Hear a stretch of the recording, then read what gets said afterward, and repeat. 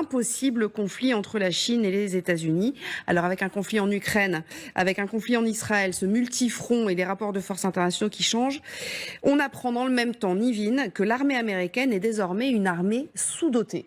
Exactement, puisqu'en 2024, l'armée américaine comptera précisément 1 284 500 soldats en service actif, soit 64 000 de moins en seulement 3 ans. C'est tout simplement son niveau le plus bas depuis 1940. Alors ces chiffres, ils ne s'expliquent pas évidemment par la diminution du nombre de conflits dans le monde ou par une menace qui serait moins élevée. Bien au contraire, ces chiffres, ils s'expliquent seulement par les graves difficultés de recrutement que vit actuellement l'armée américaine. En 2023, par exemple, il manquait 41 000 recrues par rapport aux objectifs fixés par le Pentagone, des objectifs qui avaient d'ailleurs déjà été revus à la baisse, puisque tous les corps d'armée avaient revu leurs ambitions de recrutement à la baisse. La force plus... Alors, tout... Pardon, je me perds un peu. Alors même qu'il manquait, voilà. Aujourd'hui, donc il manque des milliers de soldats. Je me reprends dans l'armée de terre, bien évidemment, dans l'armée de l'air.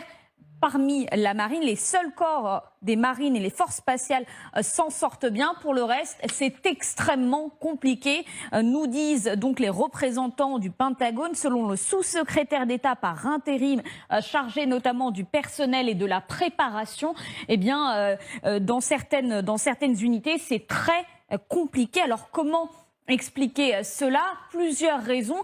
D'abord, de moins en moins d'Américains peuvent s'engager. Ils sont de plus en plus à souffrir d'obésité et de problèmes mentaux. Et ceux qui pourraient s'engager, comme les jeunes par exemple, ils font de moins en moins confiance dans les institutions. Certains d'entre eux préfèrent suivre des carrières qui ne sont pas forcément traditionnelles. Ils ne veulent pas forcément s'engager dans l'armée. Un très grand nombre d'entre eux méconnaissent également le fonctionnement de l'armée, tout simplement parce que dans leur entourage, ils ont de moins en moins de proches à s'être engagés par le passé. Regardez par exemple ce chiffre. En 1995, 40% des jeunes Américains avaient un parent ayant déjà servi dans l'armée. Ce chiffre est diminué et passé à 12% en 2022. Résultat, un jeune Américain sur 2 ne pense pas rejoindre l'armée un jour. C'était 1 jeune sur 4 il y a seulement 20 ans. Le Pentagone a lancé une vaste opération de communication pour tenter de motiver ces jeunes à s'engager avec, vous le voyez, cette campagne de communication lancée il y a plusieurs mois maintenant. Be all you can be, devenez tout ce que vous pouvez être. Ils ont également misé sur des primes.